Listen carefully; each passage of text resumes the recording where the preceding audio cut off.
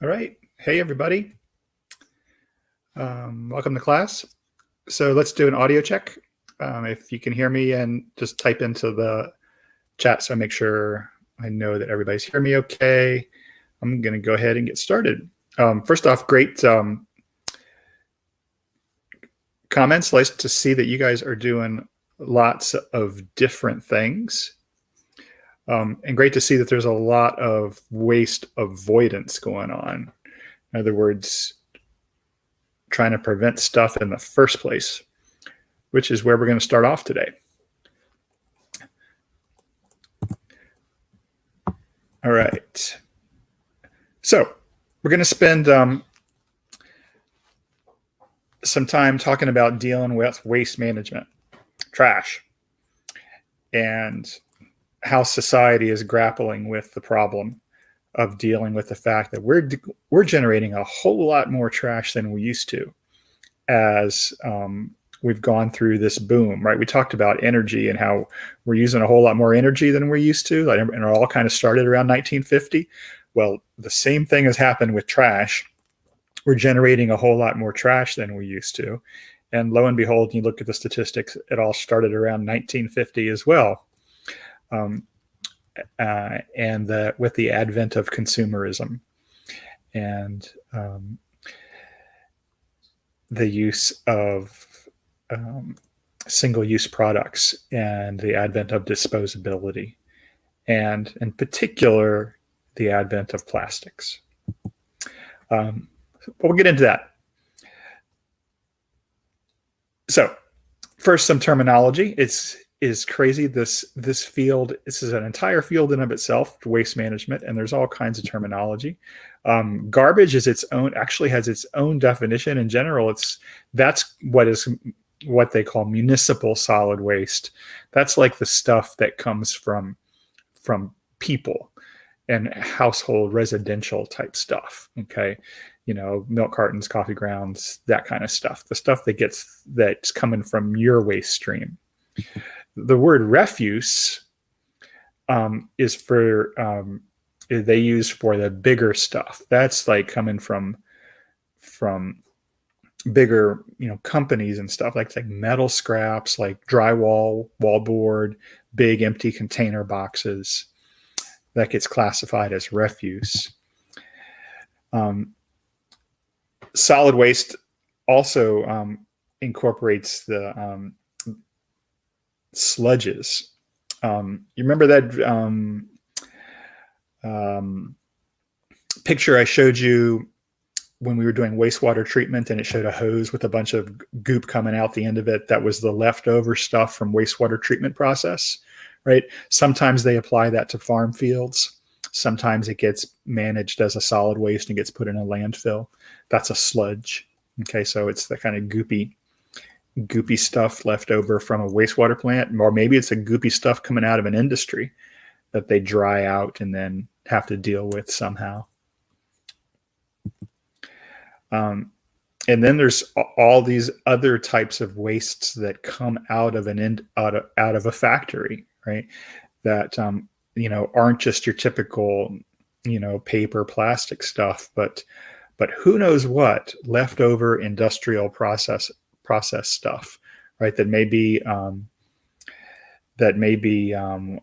a water or a slurry or something that can get dried out into a solid form, and it can be hazardous or non-hazardous, right?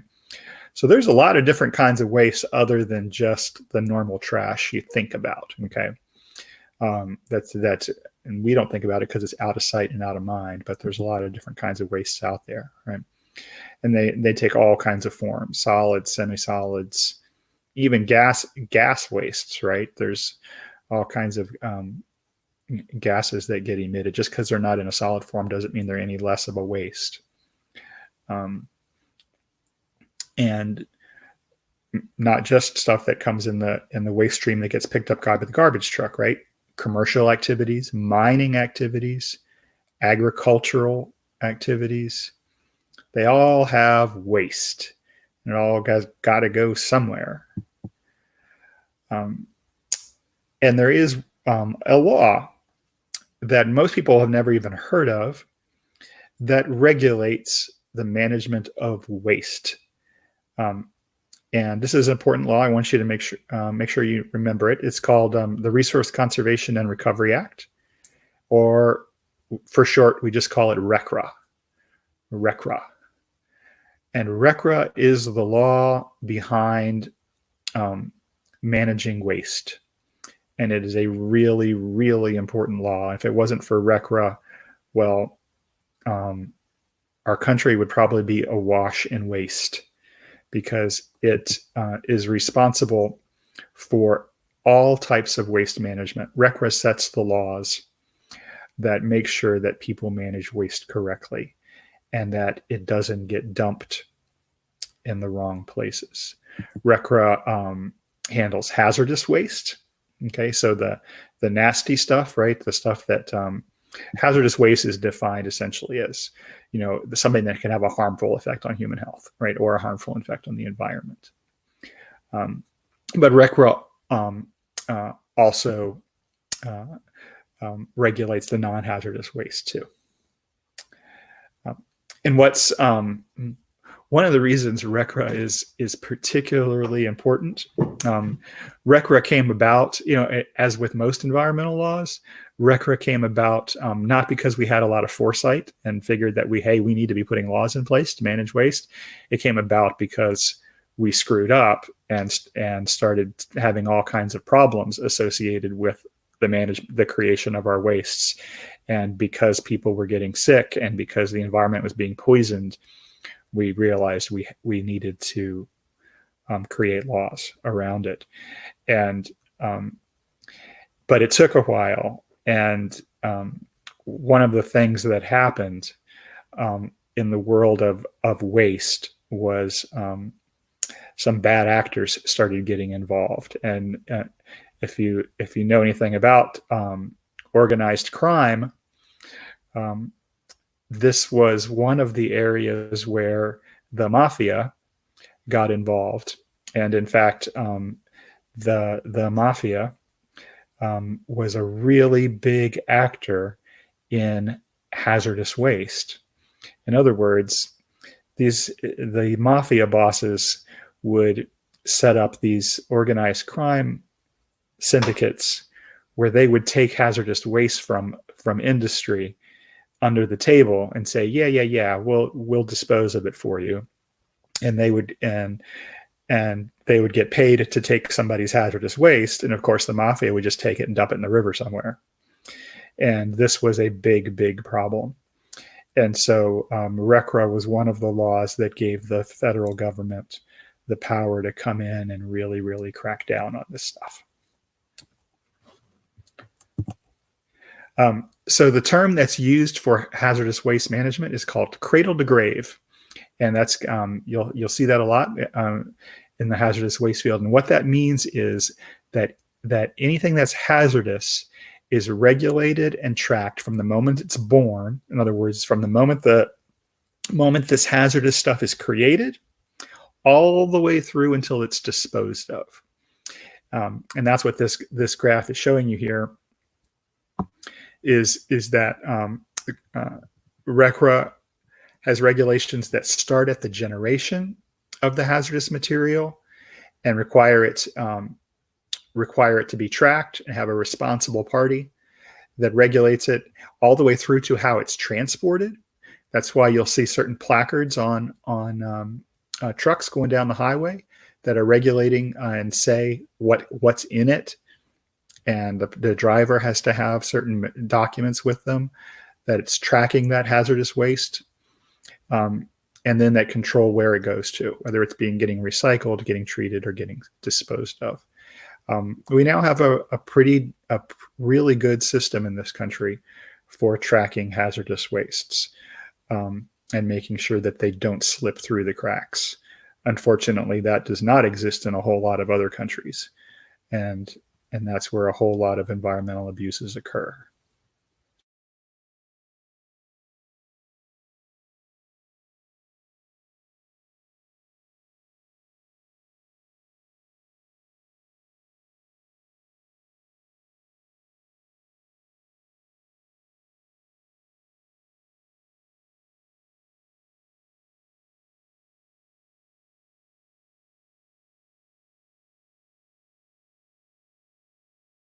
So these are the kinds of things that a powerful law like RCRA can does actually oversee, right? Hazardous waste, things like used oil, right? The oil that comes out of your car is a hazardous waste. It's regulated. Where that goes is it can't just go anywhere. It has to be managed in a specific way according to regulations. These things the things that come out of your house, mixed wastes, land disposal. In other words, when your trash goes to a landfill, it's RCRA that kicks in and says how that landfill is built. RCRA dictates, okay, that when that landfill is constructed, it has to have 3 layers of rubber membrane underneath that are each 1 inch thick, and there has to be X number of feet of packed clay underneath that, and then underneath that there has to be groundwater monitors that have to be monitored every so often, and there has to be a basin where you can suck any water that seeps out. All these kinds of regulations that protect the surrounding groundwater from the landfill. That's all done by RCRA. It regulates hazardous waste injection, which honestly, it still boggles my mind that the law even allows such a thing as hazardous waste injection, but it does. Hazardous waste injection means that under certain circumstances, the law does permit that certain toxic waste can be injected into deep groundwater, very deep groundwater reservoirs. I know that sounds crazy. If it sounds crazy to you, I agree. But it is allowed in that waste can be injected into deep groundwater reservoirs as long as they're nowhere near drinking water reservoirs, drinking water layers, and they're confined. Yeah, I know it sounds stupid, and it is. But anyway, RCRA regulates that. They regulate the transport and import and export of hazardous wastes, whether in and out of the country or in and out between states. They have all kinds of various permitting programs. Whoops. Back up. They regulate underground storage tanks. Maybe some of you guys have maybe been driving down the road and gone past a gas station where the gas station is like totally torn up. Right, there's a giant hole in the ground where in the parking lot of the gas station, and they're digging the tanks out of the ground. The reason behind that is RCRA. It's one of those things that we learned the hard way. So back in the 1940s and 50s, when they started building gas stations like crazy because everybody was wanting cars, and the gas has to be stored somewhere, right? So they're putting them into underground tanks. That's where all the gas is when you go to a gas station. And, they're just building metal tanks underground. And then about 25, 30 years later, the 70s roll along, and well, what happened do you think started happening to those tanks? They started leaking, and there were no laws in place. And what started happening? Massive contamination of underground water around gas stations all around the country. So that led to the laws inside RCRA that said, no more of that. Gas stations now, you need to have very specific types of fiberglass tanks, and they must be dug up and replaced at certain intervals. Like, I forget what it is, like maybe it's like every 15 years now or something like that. And so if you haven't seen it, you probably will. Gas stations have to dig them up and replace them every so often. That's RCRA at work. All right. So what does it look like? What's in our waste? When the garbage truck is going down the road, what's the breakdown of things? It's kind of interesting to take a look at, the things that make up our waste. A big chunk of it is paper and paperboard kinds of things. A pretty significant and growing chunk is plastics. And another really large chunk is food waste, which is particularly problematic because, as you guys know, that's organic matter. And it's on its way to a landfill, and it's going to rot. And it's an anaerobic environment, which means methane, right? So anything we can do to reduce this component in particular, well, paper rotting in landfills is going to produce methane too. Anything that can rot is going to release methane. But this is entirely avoidable, right? And in a way that we could be reducing climate change. Yard trimmings too, boy, that's crazy. Why do we have to send yard trimmings to landfills, right? Those are kinds of things that could probably be. These are things. Big chunks of these could probably be composted on our sites if we had the time and took the time to do it.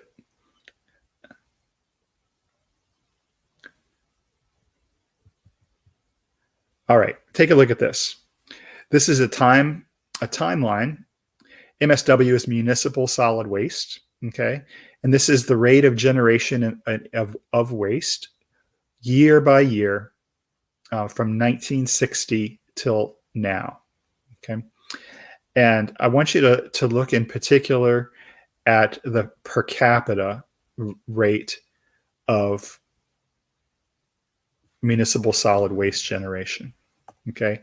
And so if we look down at the 1960, okay, rate of generation, and we look to now, and the difference in the per capita rate of generation of solid waste, we've gone from 1960 of around 2.4 pounds per person per day to 4.4 pounds per person per day.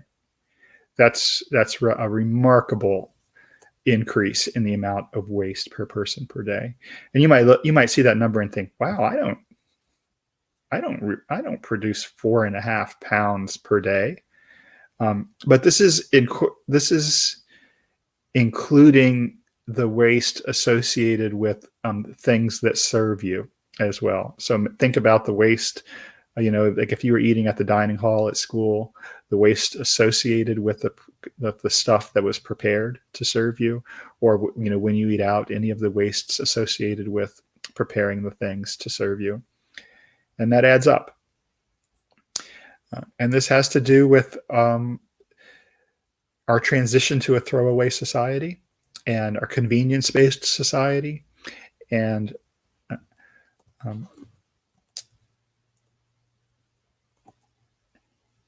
it has some real significant implications, right? We're paying for it.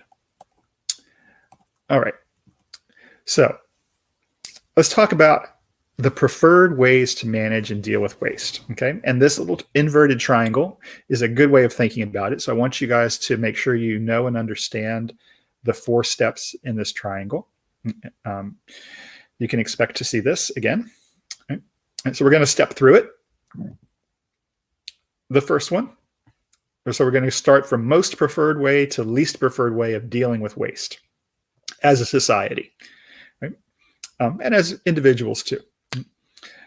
So far and away, the best way to deal with waste is to not generate it in the first place, or what we would call source reduction.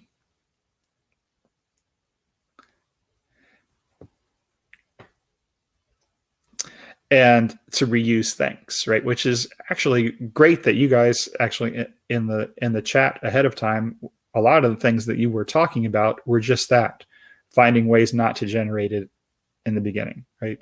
So taking a cloth bag to the grocery store, or using Tupperware containers or glass containers to store your leftovers, right, instead of Ziploc bags,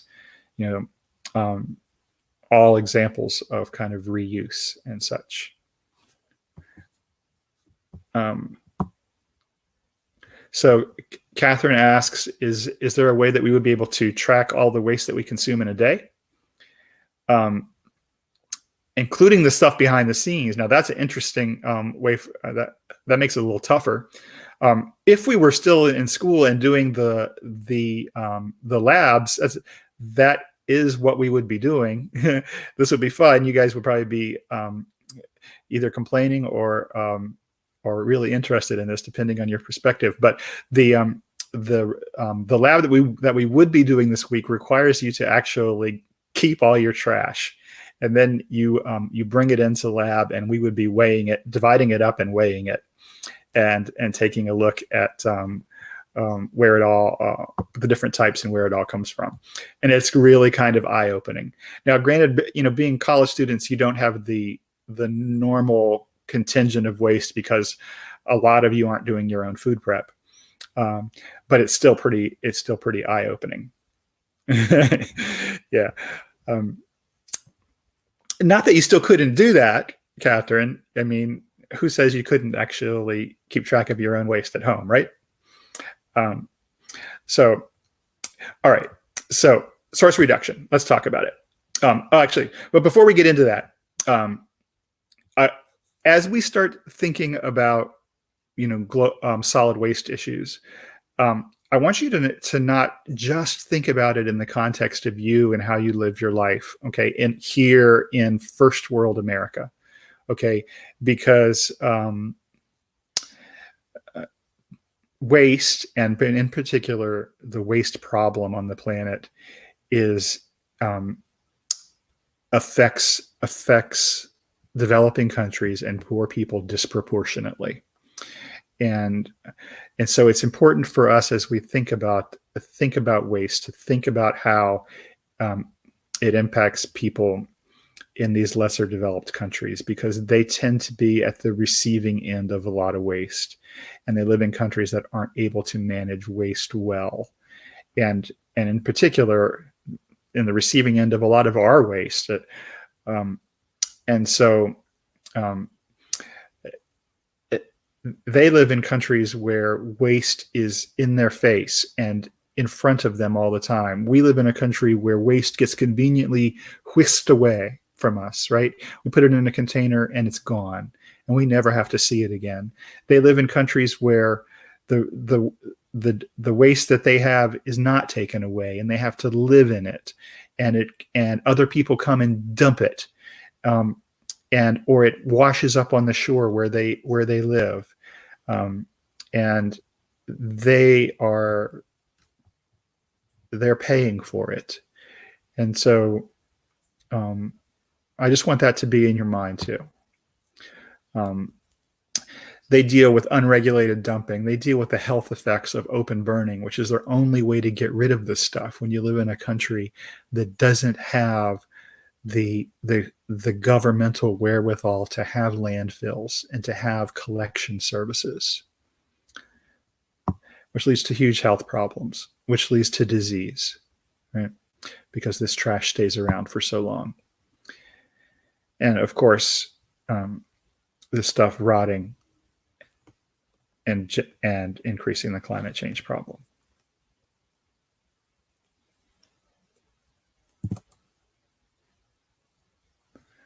Just think about this for a second. More than half of the world's population does not have access to regular trash collection. More than half the world's population, okay? So, and that is why it is so important when we think about solving the problem to think about reducing the problem at its source, okay?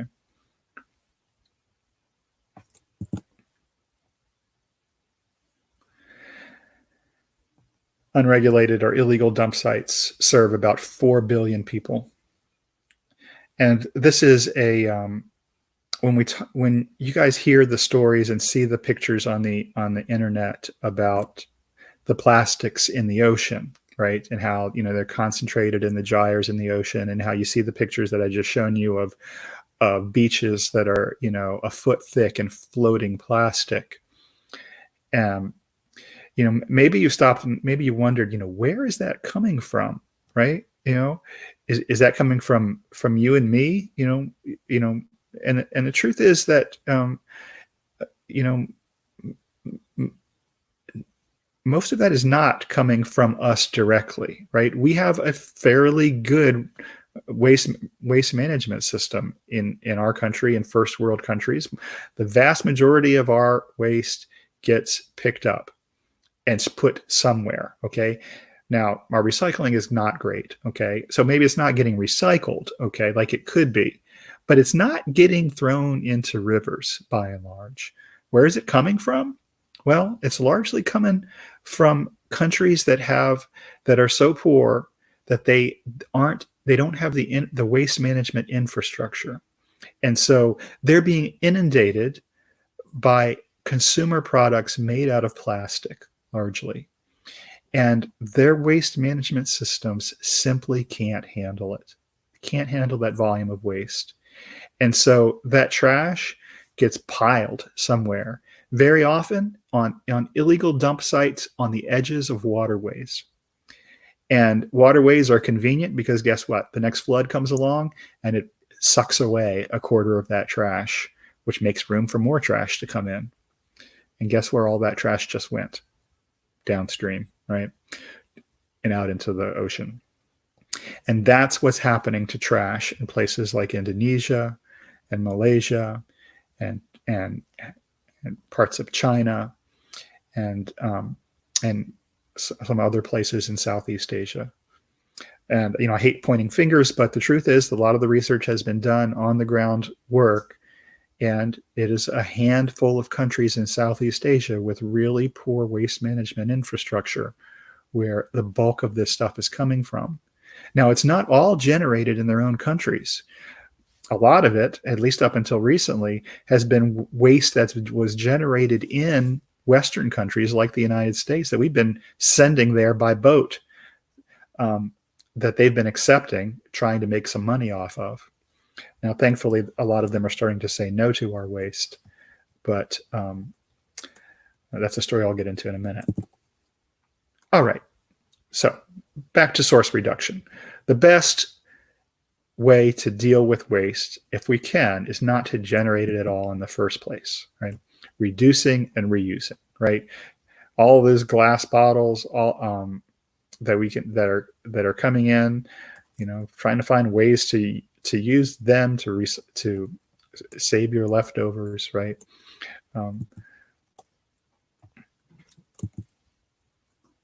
That means things that don't have to be recreated, money that doesn't have to be spent, greenhouse emissions that don't have to be released, and stuff that doesn't have to go into a landfill or burned somewhere and put into the air. So there are all kinds of things we can do, right? Number one is buying things used, right? And thankfully, this is starting to become, trendy, right? Buying used clothes. Well, they call that thrifting now, right? Which is trendy, right? Buying in bulk, buying reusable over disposable items, right? I even think some of the reusable razors are coming back into style, right? The kind where you just replace the metal blade. The only thing that gets replaced is the metal blade, right? I'm not talking about the plastic cartridges. I'm talking about the kind that like my dad used to use, where the razor is like a metal razor, and and you just replace the razor blade.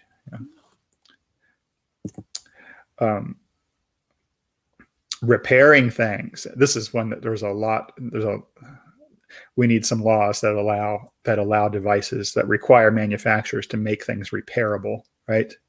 Because it's really hard, to get a lot of devices to be repairable. But when you can, it makes a whole lot more sense, right? To maintain and repair things instead of just throwing them out.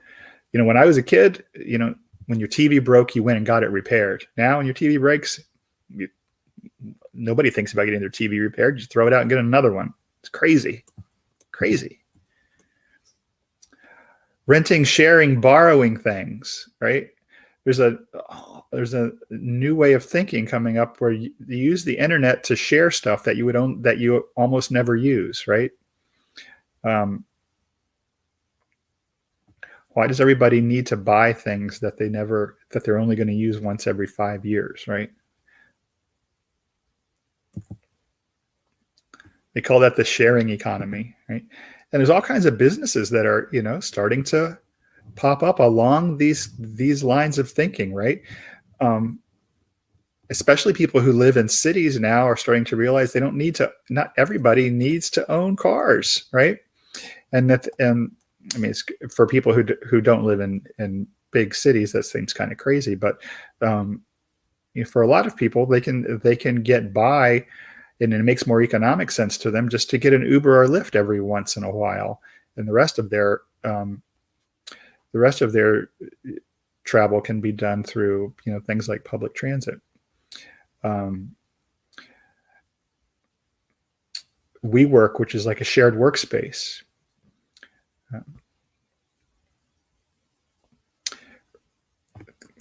Craigslist for getting things that are used, right?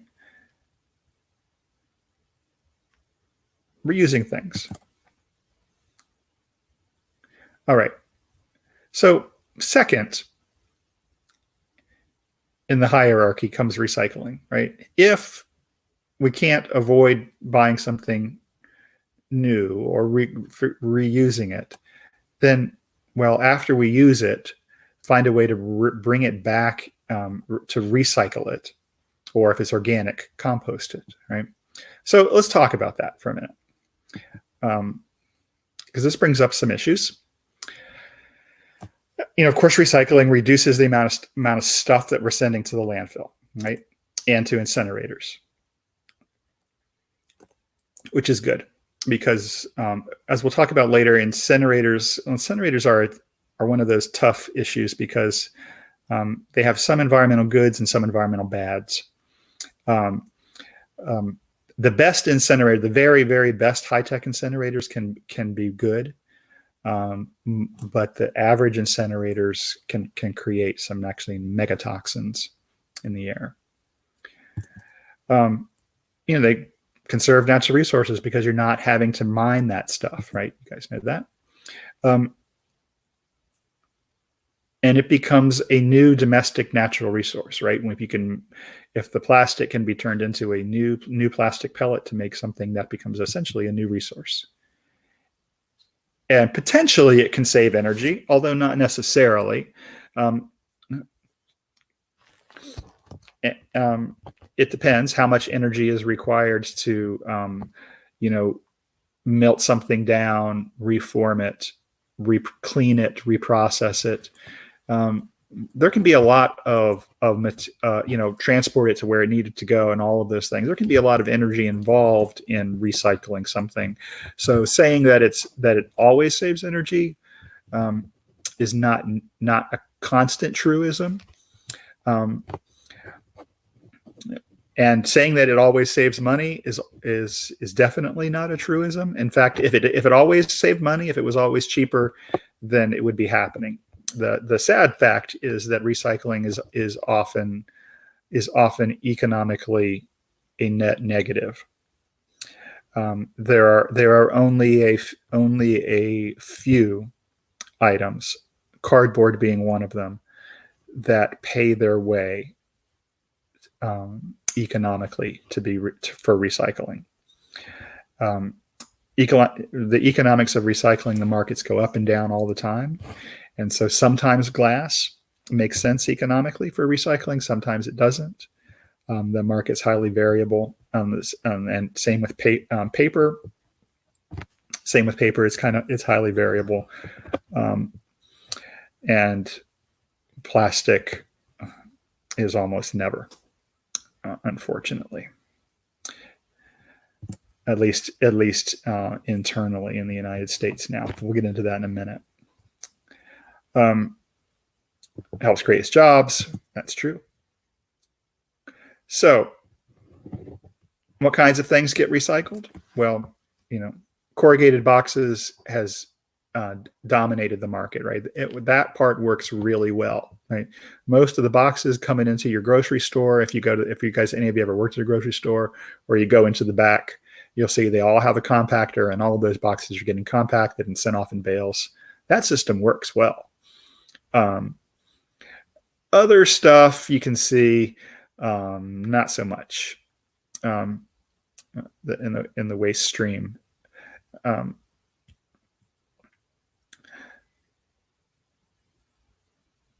And this graphic is showing yard trimmings, which is really actually referring to composting.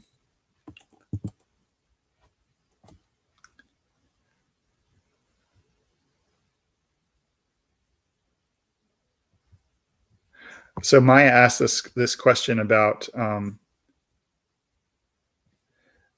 how we think the shared economy is going to change, which is a really good question. I'll tell you, Maya, I'm on this FreeCycle website for the counties, a couple counties where people like post things that free things that they want to give away to each other, right? It's just what we were talking about, right? People posting things. Hey, I've got a leftover, I don't know, dishwasher or something, or simpler things than that. And I just got an email from them today saying we're not doing that, right? We've kind of stopped doing that, and we're only going to allow people to post for essentials like food, hand sanitizer, or medical supplies, things like that, because we're concerned about this being a vector for exchange of the virus and stuff. So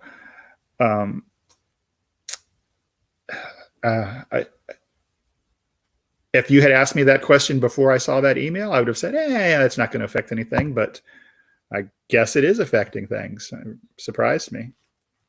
Yeah. Anyway, this is how you guys have seen these, right? Recycle. This is locally. Our board handles our recycling locally. And we do what's called single stream, right? Which is probably what happens where you guys live too. It's become pretty common. So single stream is where you don't separate any. Everything goes into the same container. And a lot of localities had moved to this in recent years because, well, Americans are not very good at following directions, and or it was really hard getting. The goal was we need to get more people participating in recycling, and maybe we can increase the number of people participating if we don't require them to separate out the recycling. So they moved to single stream recycling, where just toss it all in the same container. And the results of that have been debatable. Yes, I think it did increase the number of people who participate. But it also kind of has led to a trend in what they call wishful recycling, which is, I'll just throw it in the container and maybe it's recyclable. They'll figure it out on the other end, which is problematic, to say the least. This is the final products after it goes through sorting. Let me show you a quick little video on that.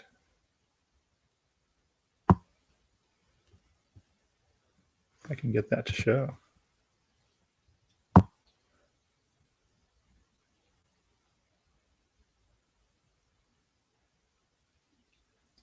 Bear with me just a second.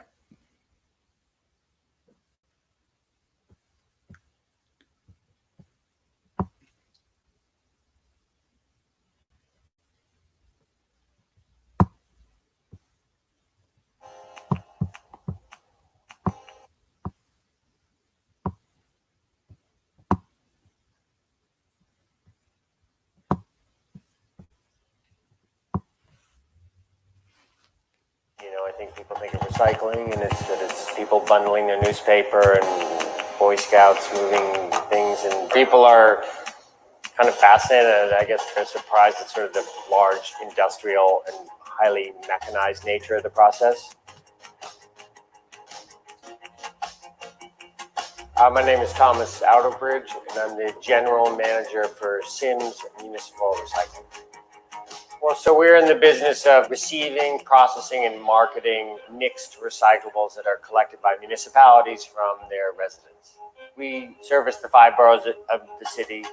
It includes all rigid plastics, so everything from a laundry hamper to a toy to a plastic bottle, all glass and all metal products, from tin cans to bed frames.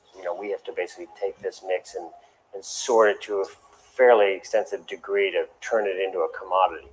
If you didn't know what you were looking at, you'd think it's just garbage. The materials accumulate on the tipping floor, right? It's dumped there by sanitation, or we unload our barges there. We then have a front-end loader, that feeds a conveyor, and that will transport the material to the liberator. The liberator is a slow-speed shredder. Call it the liberator because the idea is really not to cut things up, but to really open bags and disentangle stuff. People who live in high-rise buildings accumulate these bags in the basement. Some people think plastic bags, just because they're plastic, they should be recycled, so they stuff bags full of bags and then stick those in the bags. And so the liberator rips everything apart so that when we introduce it to the sorting equipment can do its job. Disc screen are these discs, and they spin and they throw the material forwards, and there's gaps between those discs. So anything that's less than 2.5 inches goes through the disc screen, and that is really targeting glass. So it's removing 95% of our glass. We send that to our glass plant in Jersey, where then it goes through a whole nother set of sorting steps and then crush the remaining colored glass into an aggregate. After removing the glass, the material passes underneath large drum magnets, which are big drums that turn and pick up all the ferrous metals. Those ferrous metals then go to another trommel screen where we separate the smaller ferrous metals like tin cans from the bigger metal furniture and things we get. Then after we've removed the glass and the ferrous metal, we introduce everything that's left now on the belt to ballistic separators. Two-dimensional material will lie flat on these paddles and walk up an incline, whereas three-dimensional material will bounce back.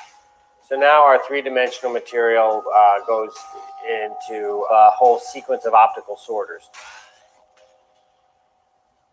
Different materials have a different spectrum in near-infrared light, so we can distinguish plastics by resin type. So it is looking for anything on that conveyor belt that is PET plastic. It's telling the air jets, here comes a PET water bottle. We use air effectively to blow it off of the conveyor belt and separate it from the balance of the material. Whatever is not ejected as PET then travels on to the next optical sorter. They go very, very fast. They go much faster than a human being could possibly pick. They're looking at 7 tons of material an hour. Each step along the way, you're going after one more item until you left with ideally nothing, but of course odds and ends that shouldn't be in there that end up as residue at the end of the process. Most products are put into balers that make bales that similar to people might think of hay bales. I mean, basically we compress the material for shipping. And then as sorted commodities, we then ship out of here to customers. People are absolutely buying this stuff. It does go up and down with the market. Yeah, we can do probably 800 tons a day. The participation rate, I think, has gone up pretty significantly. So we're seeing more and more material. We still know there's a huge amount still going to landfill. Probably maybe 40% now of the recyclables that are meant to go in the recycling bin are still going into the trash. So please recycle.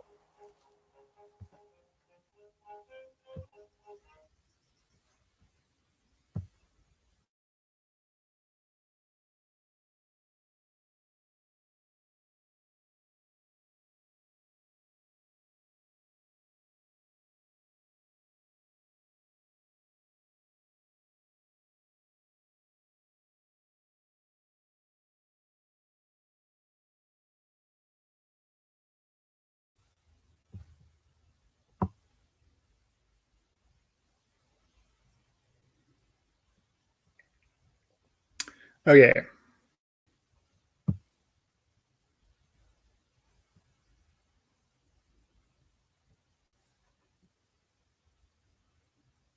So that's how it's supposed to work. That's how we'd like it to work. And ideally, there'll be a market for all that stuff, right? If we can get it to be sorted and everything to happen. The market, where most of it has gone, though, has not been processed in the United States like this, though, like what you just saw in that video, where most of our recycling has gone is to China.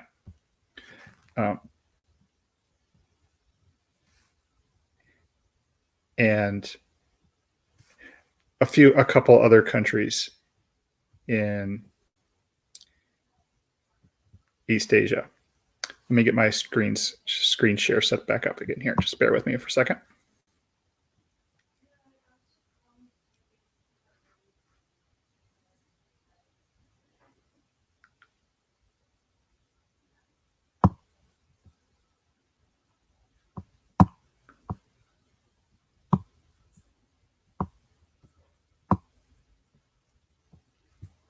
There we go. So China was taking a vast amount of our trash, and because they could pull some value out of it, even though most of it had no value at all. But that changed. And China doesn't want our trash anymore. And this has remarkably changed the face of waste management in this country. And this is a really important concept for us to wrap our heads around. So take a look at this for a second. This video to play again.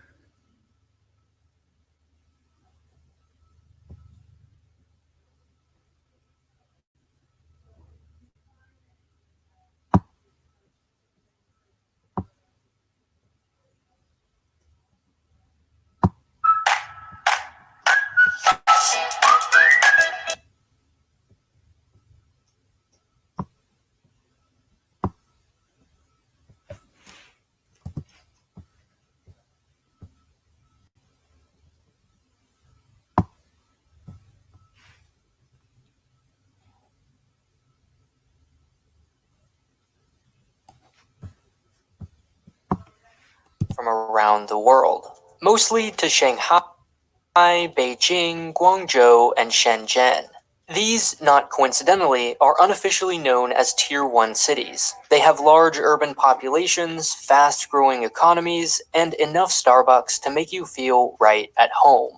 But this is only one of several very different Chinas. A trip to a Tier 3 or 4 city, or especially a village in the country, paints a whole different picture. For example, just 15 miles outside Beijing and its 9th tallest building in the world lies a very different kind of skyscraper. Piles and piles of trash, some 8 or more stories tall. Here, something like 160,000 locals collect, sort, and resell the city's 25,000 tons of trash a day. Entire communities revolve around and survive on these landfills. But look closely and you might notice something strange. Between the Chinese water bottles, tires, and so on are, say, German newspapers, British grocery bags, and American milk jugs. That's because, for decades, China has been buying the world's trash. Since 1988, it's imported almost half of all plastic waste. The US alone has sent thousands of containers full of plastic every day. Then, in 2017, China announced it didn't want any more. Its standards became so strict that many countries suddenly had no place to put their garbage. It all started piling up, and fast. In western states like Washington, Oregon, and California, recycling had to be sent to the dump. Ireland, which had been sending 95% of its plastic waste there, experienced a near crisis. So why did China want your trash in the first place? And why is it stopping now? It's hard to overstate how much the economies of China and the United States are connected. Unsurprisingly, China is the #1 source of imports to the US, and China's biggest customer. Every week, hundreds of container ships make their way from Shanghai or Hong Kong across the Pacific towards the American West Coast. They deliver your car, your sofa, your dinner. But as you also may know, the US doesn't have as much to send back, which means big, scary negative numbers, and a lot of talk about soybeans. This would be a major problem. Ships would have to make the 2-week return trip empty, and thus double their one-way prices, making everything more expensive. Imagine how inefficient it would be if every airplane or car had to return from its trip without passengers. Oh wait, that's just called Uber. The US needs something to ship back to Asia. Luckily, there is something we're really good at producing a lot of: trash. Americans make up only 4% of the world's population, but we generate 25% of the world's garbage and dominate 90% of your headlines. You're welcome. On average, each of us contributes 4.4 pounds of waste a day, for a total of 16 billion diapers, 2 billion razor blades, and 220 million tires a year. It also doesn't help that we order everything on Amazon, and that tiny pack of gum arrives in a 4-foot box, inside another giant box, of course. In fact, packaging takes up a third of the space of the average landfill, which is cool and all when it magically disappears from your curb, but not so much when the city wants to build the dump in your backyard. Anywhere but there. We Americans are great at buying stuff and turning it into trash, but not as good at doing something with it afterward. High labor and transportation costs make it quite expensive to drive around the country to sort, clean, and reprocess. Meanwhile, China has plenty of cheap labor and lots of demand for raw materials they can manufacture new stuff with. Plus, we've already got a bunch of humongous boats making the journey at low capacity. As the saying goes, one man's trash is another country's cheap source of recyclable materials, which may or may not be environmentally sustainable, but we'll get to that in a minute. Thanks to good old supply and demand, shipping a 20-foot container from Shanghai to Los Angeles might cost $1,000. The other way, $400-500. Here, the trade deficit works in our favor. The US gets rid of its garbage, and China gets cheap materials. To see how it works, let's look at San Francisco. Waste is split into 3 separate bins. Compost, like vegetables, grass, and napkins, accounts for about 9% of all municipal waste. It's checked for contaminants, mixed, and sent 60 miles north to Vacaville, California, where it's sold to farms and wineries as high-nutrient soil. That's ideal, but about half of all waste is sent to the dump. It gets picked up, sometimes moved to a temporary transfer station, and then hauled to a landfill, where the plastic bag you used for a few seconds between the store and your car sits for 1,000 years. Not that you should feel bad or anything. The rest is mostly recycling.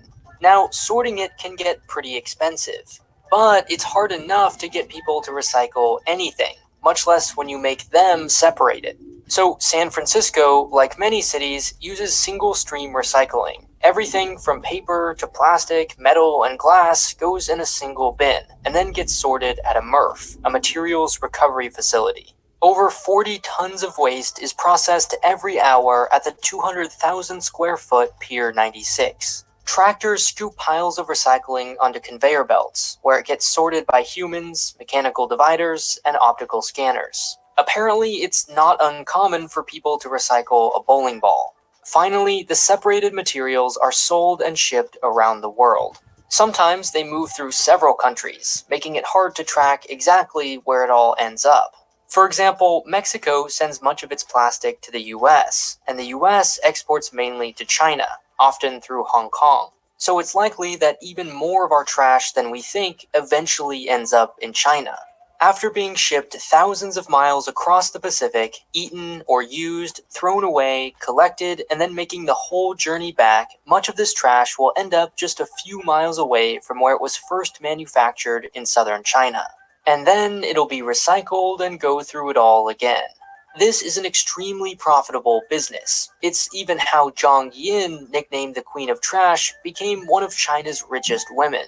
It worked so well, in fact, that nobody was prepared for a world any different. But that started to change in 2013 with Operation Green Fence, in which China announced it would start enforcing quality standards for imported trash. Then in 2017, the more aggressive-sounding National Sword, a crackdown on illegal smuggling.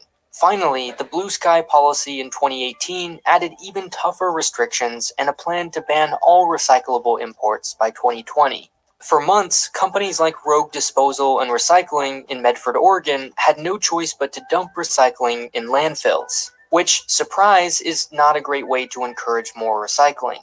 Since then, US exports to Thailand have increased nearly 7,000%, along with Vietnam, Indonesia, Malaysia, and Taiwan. But soon they too started closing their doors. No one can or wants to replace China. And that isn't such a bad thing. It may actually be really good. Until now, rich countries have had no incentive not to generate insane amounts of waste. Actually, it's been quite profitable. This could be a very good long-term wake-up call. Despite complaints from the US government, China has no obligation to import anyone's garbage. Like any export, trash is a product. If demand changes, so must supply. This is yet another sign of China's great economic transition. Trash is a remarkably good indicator of economic health. Here's the amount of trash generated by each country, and here's their GDP. One of the reasons China no longer wants your trash is that it now has plenty of its own. It's also part of Beijing's push to lower its pollution and clear its skies. This year, China is expected to pass the US and become the largest consumer market. By 2030, it's expected to generate 3 times as much waste as the US. And as China becomes more and more important on the world stage, all of us will fall into 2 categories. Those who understand it, for whom this is a great opportunity, and those who are left behind. My favorite book for getting a feel for what the country is really like and where it may go in the future is China in the 21st Century by Jeffrey Wasserstrom. I read it while researching this video, and I recommend it. It's only 5 hours long, and you can listen to it on all.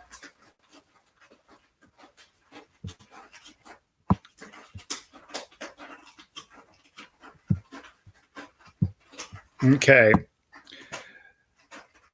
So maybe what China did and what these other countries are doing is actually a good thing, because as they said in the video, it's a wake-up call. And it's forcing us to have to actually now deal with our own mess. In the interim, I think it's fair to say we are in a crisis,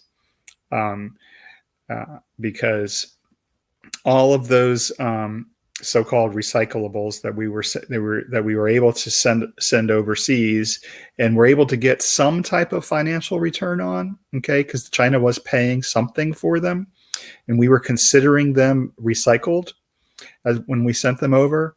Well, now there's nowhere for them to go, and there's no place. There are very, very, very few places in the United States that are willing to pay for them, and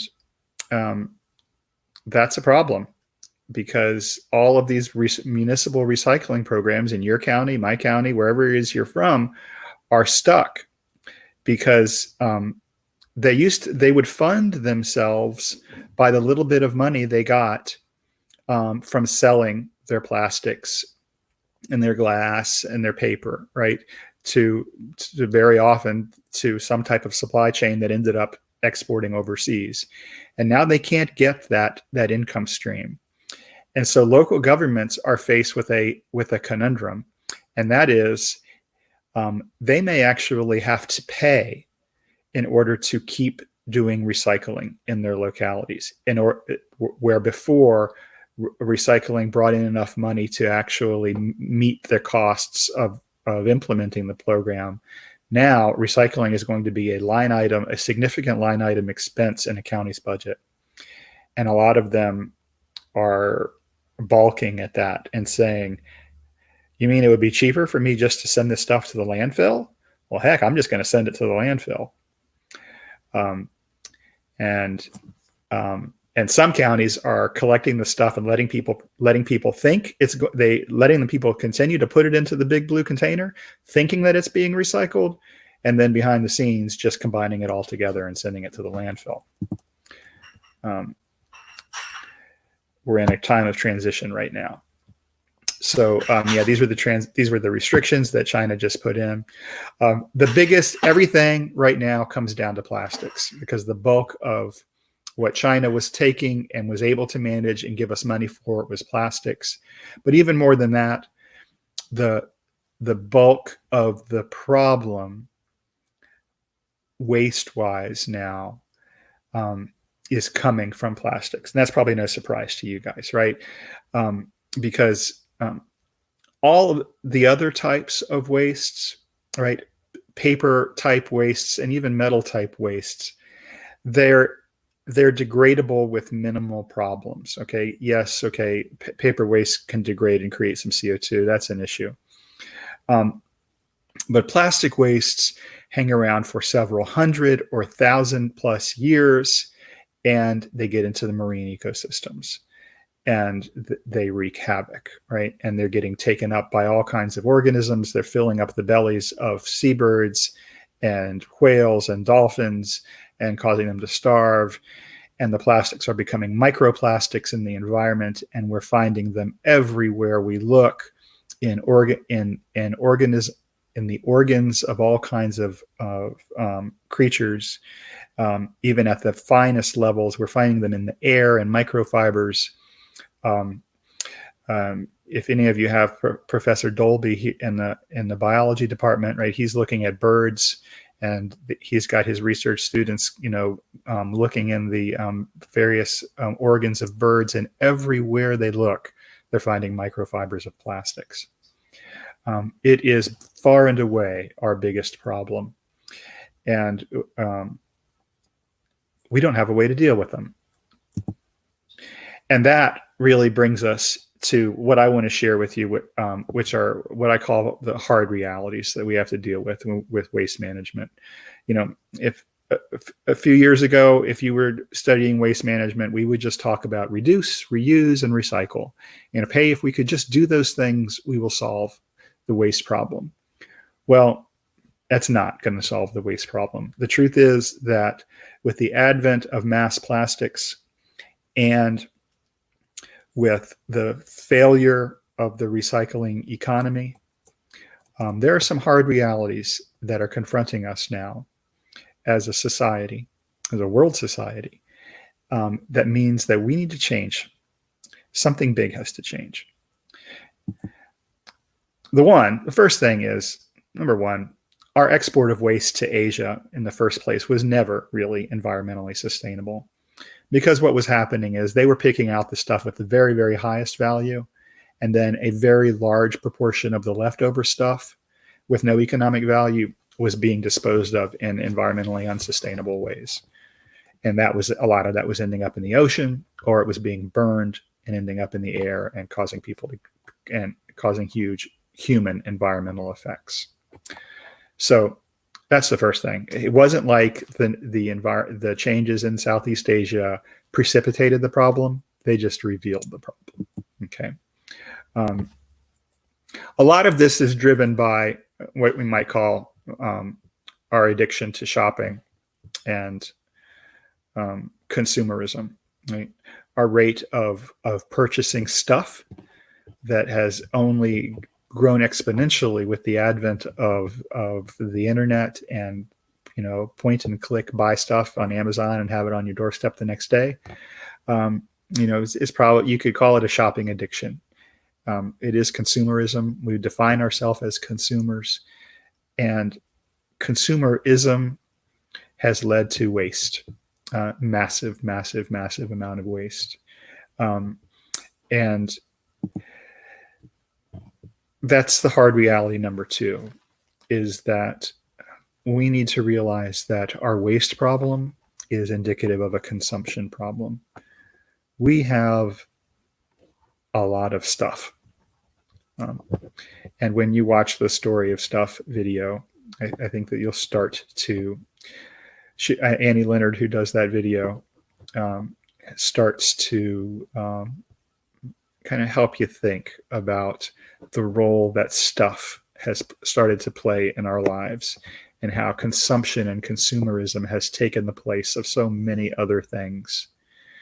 And if we're going to get a handle on dealing with waste, we're going to have to confront our addiction to consumption.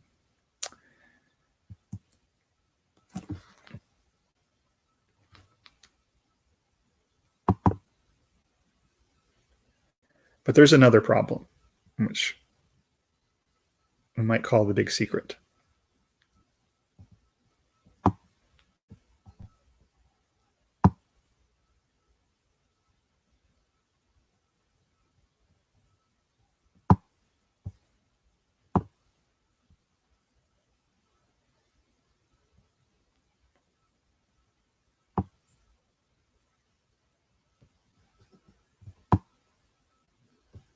Everyone knows recycling is pretty easy. So I throw the bottle into the blue bin. To a blue bin in the recycling bin. They throw it into some kind of truck, all sorted, nice and neat. It goes to a separate place. To a plastic Everyone knows recycling recycling plant. is pretty easy. Factory. So I throw the Something bottle akin into to the end of Toy Story 3, bin. where they're all heading to this big incinerator. They throw it into some kind of truck, all sorted, nice and neat. It goes to a separate place. To a plastic I recycling imagine that there's plant. some large Factory. machine that just squishes everything together. Everything then is melted down. Is somehow melted. Maybe they melt down the plastic or something. From there, it can be reshaped into sheets of plastic. Like a park bench. You hear the blue bin. Okay, sorry. I started two versions of that by accident, and they started talking over top of each other. Let me try that one more time.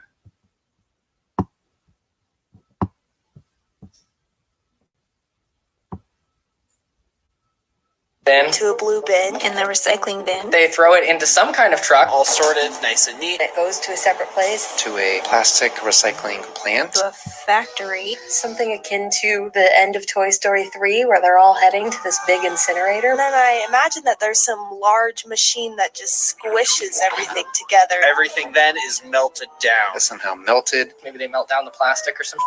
From there, it can be reshaped into sheets of plastic. Like a park bench. You hear about sneakers being turned into basketball court. And that turns into new things. Recycling.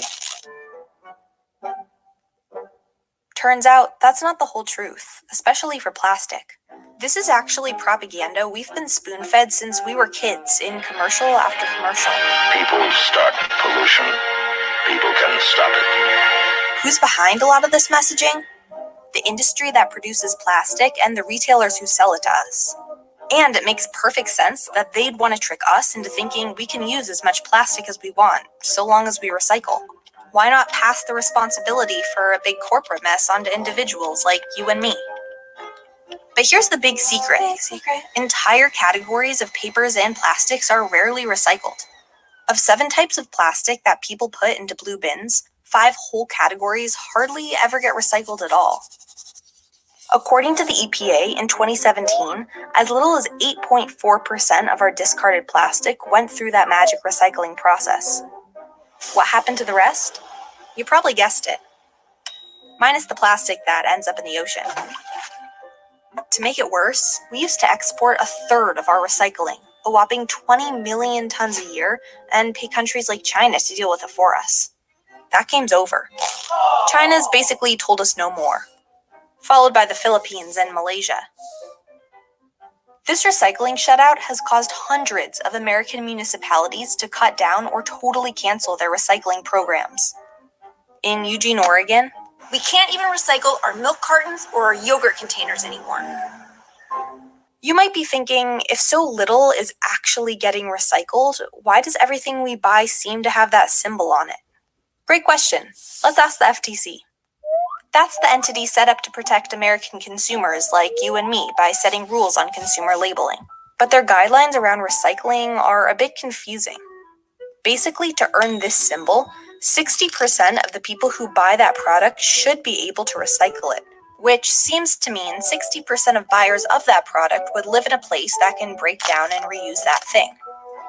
But then it gets more complicated. Like if a shower curtain package says recyclable, but either the curtain or the package isn't recyclable, then that's considered deceptive. But if it's a bottle instead of a curtain and it's the cap instead of the package that's not recyclable, then it's totally fine unless the bottle has a non-recyclable wrapping or is contaminated with food.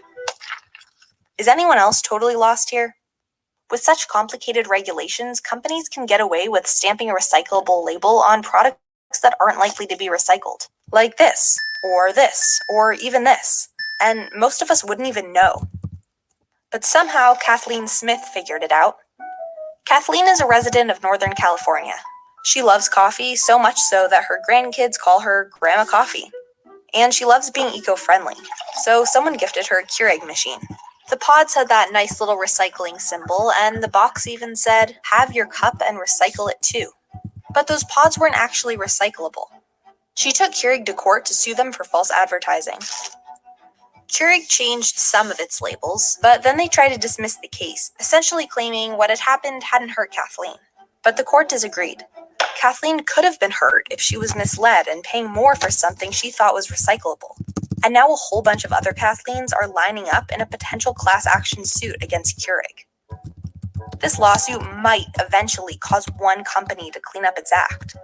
But short of millions of crusading Kathleens in court cases, how are we going to clean up the entire plastic-pushing industry? What we really need is the FTC to write some clear regulations and introduce costly penalties. And we need companies to stop hiding behind their green marketing ploys and actually deal with the plastic crisis they created. Now you may be thinking, so should I not even bother recycling anymore?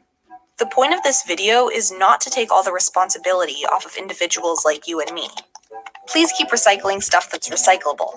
But we've been made to feel that as long as we put our plastic in the blue bin, we've done our part, and that's just not true. The best thing we can really do is start buying as if nothing gets recycled. Because that's pretty much what's going on. It's ridiculous that we had to pull this.